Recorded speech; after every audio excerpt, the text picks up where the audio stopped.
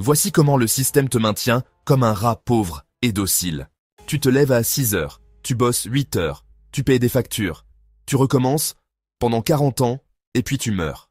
Dans cette vidéo, tu vas découvrir comment chaque sonnerie, chaque note, chaque diplôme a été pensé pour te transformer en travailleur docile, persuadé que sa pauvreté est sa faute. Mais ce que tu vas entendre à la fin, c'est la preuve que même ta sécurité, ton diplôme et ta maison ne sont pas des victoires, seulement une cellule plus confortable. Tu crois que l'école a été créée pour t'ouvrir des portes? En réalité, c'est là qu'elles se sont refermées. Chaque matin, des millions d'enfants franchissent les grilles d'un bâtiment qu'on appelle école. Ils pensent entrer dans un lieu de savoir, un espace de découverte, un tremplin vers la liberté. Mais derrière les murs gris, c'est un autre théâtre qui se joue. Tout est déjà programmé. Les rangées de pupitres parfaitement alignées, les sonneries qui dictent chaque mouvement, les professeurs qui détiennent toi la vérité officielle et décident de ce qui est juste et de ce qui ne l'est pas. À 6 ans, tu apprends que lever la main pour parler n'est pas un choix, mais une règle. À 8 ans, tu comprends que donner une réponse originale n'apporte pas des félicitations, mais des sanctions. À 10 ans, tu découvres que ta valeur se résume à des chiffres rouges ou verts sur un papier. Des notes qui ne mesurent pas ta curiosité, mais ton obéissance. Des classements qui ne récompensent pas ton intelligence, mais ta capacité à imiter parfaitement le modèle attendu. Ce que tu croyais être des cours était en réalité des leçons invisibles. Chaque exercice t'enseignait à attendre l'approbation. Chaque bulletin te rappelait que ton estime dépend d'une autorité extérieure. Chaque « tu peux mieux faire » creusait une peur qui allait te poursuivre bien au-delà de la salle de classe. Et ce piège est d'une efficacité redoutable, car tu ne l'as jamais vu venir. Tu pensais apprendre à lire, écrire, compter. En vérité, tu apprenais à te taire, à attendre ton tour, à croire qu'il existe toujours une seule bonne réponse, celle du système. Dans la suite, tu vas découvrir la vérité la plus brutale. Ce conditionnement scolaire ne s'est pas arrêté à l'adolescence. Il a suivi chacun de tes pas. Il s'est transformé en un cycle où tu travailles, tu paies et tu meurs, en croyant avoir été libre. Dis-moi, si l'école avait vraiment été pensée pour ton bien, alors pourquoi as-tu appris à lever la main pour demander la permission d'aller aux toilettes? Pourquoi t'a-t-on répété que la bonne réponse existait déjà et qu'il fallait simplement la réciter par cœur? Et surtout, pourquoi, une fois adulte, continues-tu de chercher l'approbation avant chaque choix important, comme si tu devais encore mériter ton droit d'exister? Tout commence par une mise en scène subtile. On t'a dit que l'école était ton avenir, que chaque note était un pas vers ta réussite. Mais derrière les bulletins soigneusement remplis de chiffres et de commentaires, un message invisible s'inscrivait dans ta chair. Tu vaux seulement ce que les autres disent que tu vaux. Tes succès dépendaient de la validation d'un professeur, d'un directeur, d'un système. Pas de ta créativité, ni de ta vision.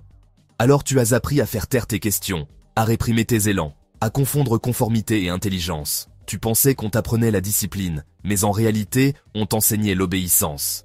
Et à force d'entendre que « ce n'est pas comme ça qu'on fait », ton esprit s'est habitué à se plier. Chaque rédaction formatée a tué un peu de ton originalité. Chaque contrôle surveillé a tissé en toi la peur de l'échec. Chaque classement affiché sur le tableau d'honneur a gravé une hiérarchie invisible dans laquelle tu te compares encore aujourd'hui. Tu ne cherchais plus à comprendre, tu cherchais à plaire. Ce mécanisme est d'une puissance terrifiante, car il ne s'est pas arrêté au portail de l'école, il s'est glissé dans ta vie d'adulte. Tu demandes encore la permission, même quand tu crois décider. Tu cherches encore la bonne réponse, même quand il s'agit de ta propre vie. Tu hésites à prendre un risque, non pas parce que tu es incapable, mais parce qu'on t'a appris très tôt que toute sortie du cadre est une faute. Et la faute mérite une sanction. Dans ce qui va suivre, tu vas voir comment ce conditionnement scolaire ne s'est pas contenté de former ton esprit.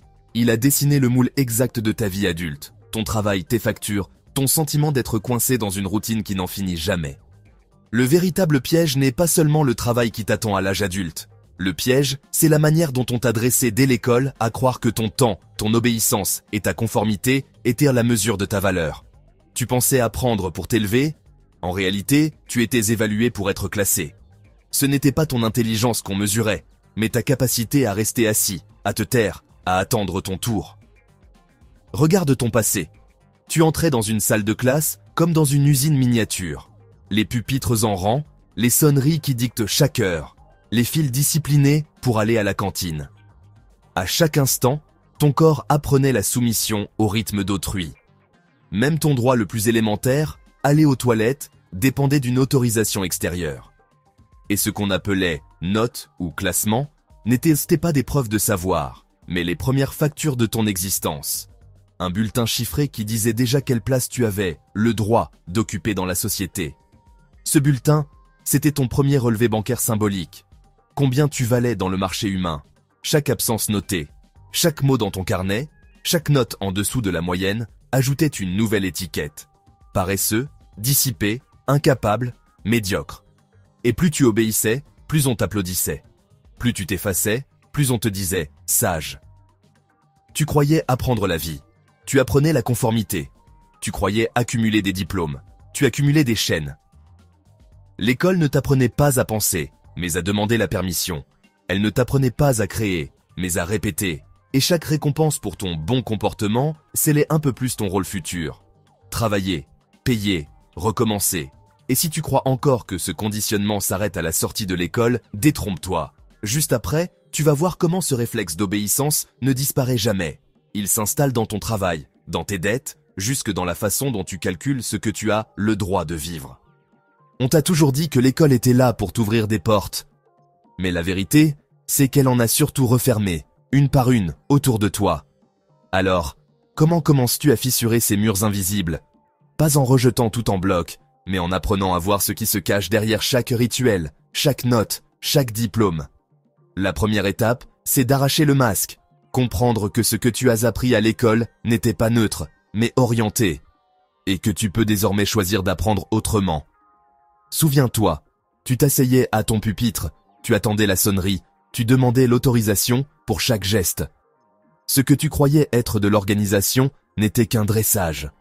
Pour le déconstruire, il ne s'agit pas de désobéir aveuglément, mais de réapprendre à te demander « Pourquoi est-ce que je fais ça? Est-ce que je le choisis ou est-ce qu'on l'a choisi pour moi ?» Chaque fois que tu poses cette question, tu reprends une parcelle de ton libre arbitre. Chaque fois que tu refuses de te contenter de la réponse, parce que c'est comme ça, tu desserres une chaîne. Mais la lutte n'est pas simple. Parce que ce conditionnement, tu l'as intégré dans tes gestes les plus banals. Lever la main pour demander la parole, attendre qu'on te valide avant d'agir, craindre de te tromper comme si l'erreur était une faute morale. C'est là que commence le véritable combat intérieur. Réapprendre à agir sans permission. Réapprendre à échouer sans honte. Réapprendre à oser sans attendre d'applaudissements. Et cette rééducation ne se fait pas en un jour. C'est un bras de fer constant entre la voix que l'école a imprimée en toi et celle que tu es en train de reconstruire. Regarde ton quotidien. Chaque fois que tu dis « oui » à une réunion inutile, tu rejoues ta scène de l'élève qui ne voulait pas contrarier son professeur. Chaque fois que tu attends l'approbation de ton entourage pour un projet, tu redeviens cet enfant qui tendait sa copie pour obtenir une bonne note. Et chaque fois que tu acceptes un emploi que tu détestes, sous prétexte qu'il faut bien travailler, tu continues de suivre la sonnerie de l'école, même adulte. Ce n'est pas seulement une habitude, c'est un programme qui t'habite. Et pourtant, chaque refus compte.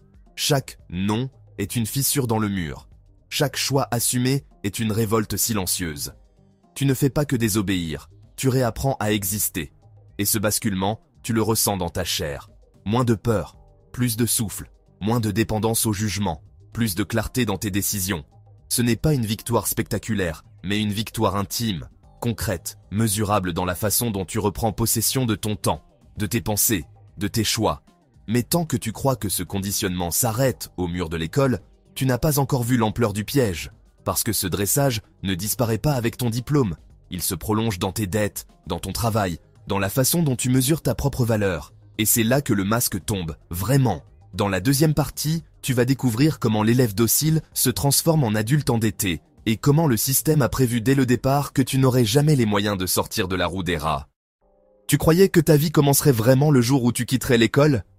En réalité, c'est ce jour-là que la cage s'est refermée pour de bon. Regarde ton quotidien. Réveil à 6 heures, transport bondé, 8 heures de travail répétitif, facture qui tombe chaque mois comme une pluie acide, un week-end trop court pour te redonner l'illusion d'être libre. Tu avances comme un automate entre métro, bureau et supermarché. Et cette routine, tu l'appelles la vraie vie adulte. Mais la vérité, c'est que tu rejoues à l'identique les mécanismes appris à l'école. Tu obéis désormais non plus aux sonneries de la cour de récré, mais aux alarmes de ton téléphone. Tu demandes la permission, non plus à ton professeur, mais à ton supérieur hiérarchique. Ton bulletin de notes a été remplacé par une fiche de paie, mais la logique est la même. Un chiffre qui définit ta valeur, un classement implicite qui t'assigne une place est interdit de la contester. Et quand tu crois avoir échappé au pire, on t'offre la carotte. Un crédit pour t'acheter une voiture, une maison ou des vacances à crédit. Tu souris en signant, persuadé de réussir. En réalité, tu viens d'acheter une cellule plus confortable. Chaque contrat est un barreau poli, chaque mensualité, un verrou discret. On ne te crie pas dessus pour t'y enfermer. Tu fermes toi-même la porte, convaincu que c'est la seule manière d'être respecté. Mais si tu crois encore que ce n'est qu'une routine normale, un passage obligé, dans la suite, tu vas découvrir pourquoi cette cage est beaucoup plus sournoise. Elle n'enferme pas seulement ton temps, elle programme ton esprit pour que tu continues de l'appeler liberté. Si travailler dur suffisait vraiment, pourquoi tant de gens, après 40 années de sueur, finissent-ils avec à peine de quoi survivre? Et surtout, pourquoi ressens-tu encore de la culpabilité chaque fois que ton salaire ne couvre pas tout, comme si l'échec venait uniquement de toi? Ce sentiment ne vient pas du hasard. Il t'a été implanté. Depuis le premier jour où tu as reçu une note à l'école, tu as appris à mesurer ta valeur avec des chiffres. Et ce mécanisme ne t'a jamais quitté.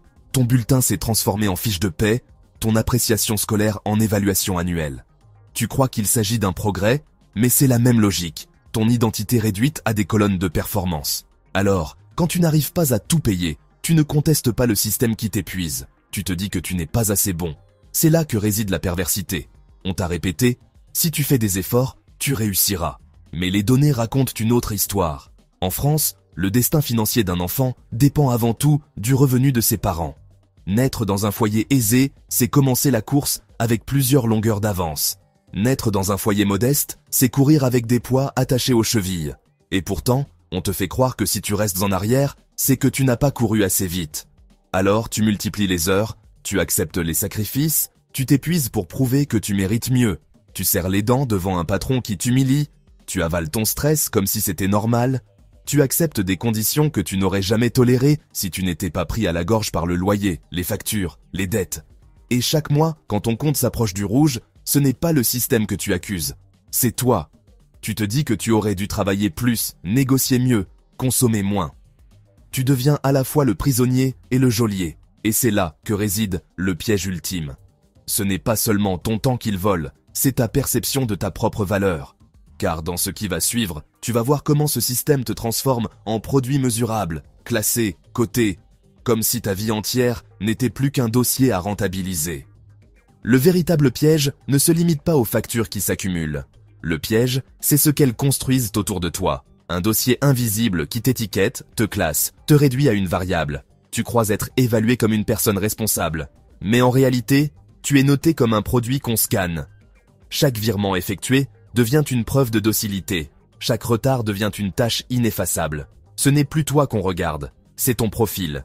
Et ce profil finit par peser plus lourd que tes efforts, tes choix ou même ton histoire. Regarde ton quotidien. Tu paies ton loyer, ton électricité, tes abonnements. Rien d'extraordinaire, crois-tu? Pourtant, chacun de ces gestes alimente un fichier que tu ne vois jamais, mais qui parle à ta place. Tu demandes un logement? Ce n'est pas ta sincérité qu'on regarde, mais ton historique bancaire. Tu veux un crédit pour acheter une maison? Ce n'est pas ton potentiel qu'on mesure, mais ton taux de fiabilité. Tu veux changer de travail? Ta stabilité financière devient un critère implicite. Même ton silence, ton absence de mouvement, devient une donnée analysée. Ne rien faire, c'est déjà prouver que tu es stable, donc exploitable. Chaque achat, chaque carte glissée, chaque prélèvement devient un signal. Acheter une paire de chaussures n'est plus seulement une dépense, c'est une donnée sur ton style de vie. Régler une facture en retard n'est plus seulement une erreur, c'est un indice d'indiscipline. Ton quotidien entier se transforme en algorithme. Tu n'es plus perçu comme un être humain, mais comme une ligne dans un tableau de bord. Et c'est là que la spirale devient glaçante. Chaque facture réglée à temps n'est pas une victoire, mais une preuve de plus que tu acceptes les règles. Chaque retard n'est pas qu'un oubli, c'est une condamnation silencieuse qui te suit pendant des années. Chaque paiement que tu célèbres renforce ta laisse. Tu crois accumuler des libertés, tu accumules des preuves de soumission, tu crois acheter ta tranquillité, tu loues en réalité ton obéissance. Et plus tu joues le jeu, plus la cage se referme. Parce que le système n'a pas besoin de crise ou de barreaux. Il suffit de ton consentement, signé chaque mois dans le silence de ton compte bancaire. Et si tu crois encore que ce dossier n'est qu'un simple papier administratif, détrompe-toi. Juste après, tu vas voir comment cette logique ne reste pas extérieure. Elle s'infiltre en toi. Elle décide de tes choix, elle dicte ton horizon, elle finit par réécrire jusqu'à la manière dont tu conçois ta propre liberté. On t'a appris à croire que ta valeur se mesurait à tes factures réglées, à ton score bancaire, à la régularité de tes paiements. La première étape pour briser ce piège, ce n'est pas de gagner plus, c'est de reprendre possession de ton regard. Car tant que tu continues à te définir par des chiffres, tu restes prisonnier. La véritable libération commence le jour où tu refuses que ton identité soit confondue avec ton profil financier. Imagine un instant, ton banquier t'appelle pour te rappeler un découvert. Avant, tu aurais ressenti de la honte, comme si ton être entier était en faute. Mais cette fois, tu respires et tu réalises, ce n'est pas toi qui es en retard, c'est un système qui a besoin de ton obéissance pour exister. Tu commences à distinguer la personne que tu es du rôle qu'on t'a assigné. Tu n'es pas une note, tu n'es pas un dossier, tu n'es pas une variable de fiabilité. Alors, tu poses des actes concrets, tu arrêtes de courir après la validation chiffrée. Tu refuses de vivre pour un score que tu ne vois jamais mais qui dicte tes choix. Chaque achat devient un miroir. Est-ce que je le fais pour moi ou pour prouver quelque chose? Chaque contrat devient une négociation. Est-ce que j'accepte parce que je le veux ou parce qu'on m'a appris à croire que je n'ai pas le choix? Peu à peu, tu reprends la main. Mais la lutte est rude, parce que le système ne s'effondre pas quand tu le comprends. Il résiste, il te tente avec des crédits faciles, des promesses de confort, des slogans qui murmurent « tu le mérites ». Et si tu n'es pas vigilant, tu replonges. Le vrai combat est intérieur. Apprendre à supporter l'inconfort de dire non, à tolérer le silence que laisse un refus, à accepter de paraître différent. Parce qu'à chaque fois que tu tiens, ce n'est pas seulement ton argent que tu protèges, c'est ta dignité. Et c'est là que tu sens le basculement. Moins de peur, plus de souffle. Tu ne te définis plus par ce que tu possèdes ou ce que tu dois. Tu redeviens acteur de ta vie. Tu comprends que la cage n'était pas faite de barreaux, mais d'habitudes et de croyances. Et que chaque fois que tu les brises, un espace nouveau s'ouvre devant toi. Mais tant que tu crois que cette cage ne concerne que ton argent, tu n'as pas encore vu l'essentiel. Dans la troisième partie, tu vas découvrir le prix psychologique que tu paies chaque jour. Comment cette logique ne se contente pas de contrôler ton portefeuille, mais s'installe dans ton esprit, dans ton identité, jusque dans ta manière d'aimer et de rêver. Tu crois que la prison, ce sont les murs? En réalité, la cage la plus redoutable n'a jamais eu de barreaux. Elle est dans ta tête. Depuis l'enfance, on t'a appris à lever la main pour parler, à attendre la sonnerie pour bouger, à demander la permission pour satisfaire même tes besoins les plus élémentaires. Ces réflexes, tu les as gardés bien après avoir quitté les bancs de l'école. Aujourd'hui encore, tu hésites avant de dire non. Tu doutes avant de prendre une décision. Tu culpabilises quand tu ne respectes pas les règles implicites que personne ne t'a jamais vraiment expliquées. C'est ainsi que le système agit. Il ne t'enchaîne pas par la force. Il programme ton esprit. À force de répétition, tu as fini par associer l'obéissance à la sécurité et la soumission à la respectabilité. Tu crois être responsable parce que tu pèses à l'heure, parce que tu acceptes ce qu'on exige de toi, parce que tu ne déranges pas. Mais ce que tu appelles responsabilité n'est souvent qu'un autre mot pour docilité. Et le plus terrifiant, c'est que tu t'auto-surveilles. Tu n'as plus besoin de gardien au-dessus de toi. La voix du maître est devenue la tienne. Tu t'empêches de rêver trop grand. Tu t'interdis d'oser.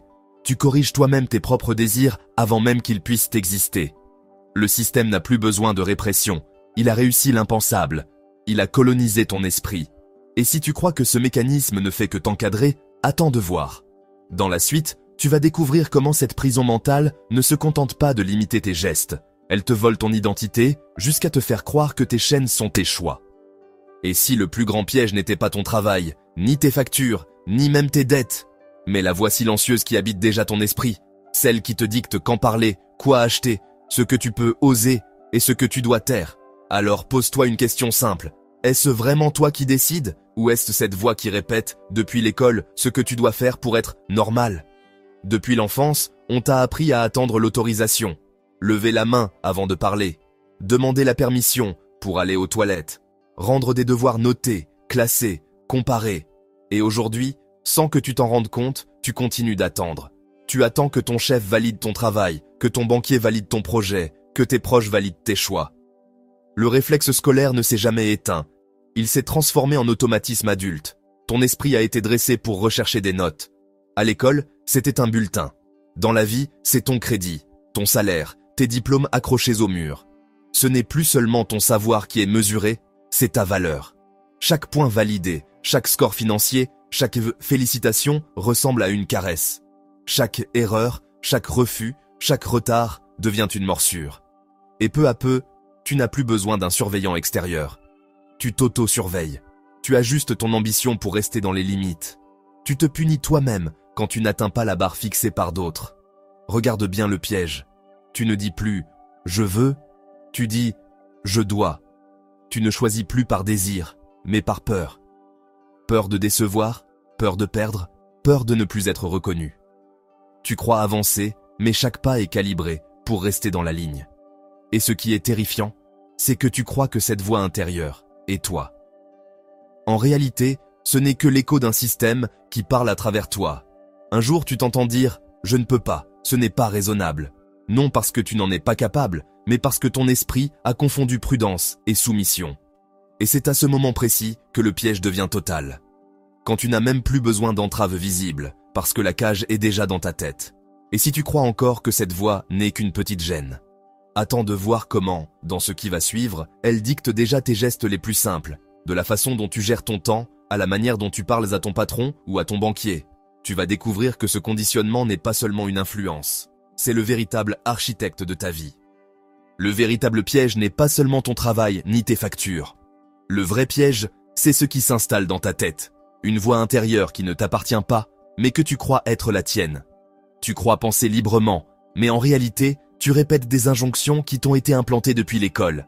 Sois sage, obéis, attends ton tour, respecte la règle. Ce n'est plus un prof ni un patron qui te dicte quoi faire. C'est ton propre esprit qui a été dressé à t'auto-surveiller. Regarde ton quotidien. Quand tu hésites à dire non à une réunion inutile, une peur surgit. Et si je passe pour celui qui n'est pas impliqué? Quand tu rêves de quitter un job qui t'épuise, une autre voix t'arrête. Et ton crédit? Et ton CV? Même quand tu t'achètes quelque chose, ce n'est pas vraiment toi qui décides. C'est le programme qui t'a appris à chercher la reconnaissance, à combler un vide, à acheter un statut. Chaque fois que tu renonces à tes vrais désirs, ce n'est pas par hasard, c'est parce qu'on t'a entraîné à t'auto-censurer. Pas besoin de barreaux quand ton esprit est devenu une prison invisible. Alors tu avances, mais toujours sur le même rail. Tu te lèves parce qu'il faut. Tu travailles parce qu'il faut. Tu dépenses parce qu'il faut. Tu souris même quand tu n'en as pas envie. Parce qu'il faut. Et ce « il faut » finit par remplacer le « je veux ». Tu n'as plus besoin qu'on te surveille, car tu es devenu ton propre gardien. Tu as intériorisé la cage. Tu crois être libre. Mais tu es seulement un prisonnier qui a appris à aimer sa cellule. Et si tu crois encore que cette voix intérieure est vraiment toi, attends de voir ce qui va suivre.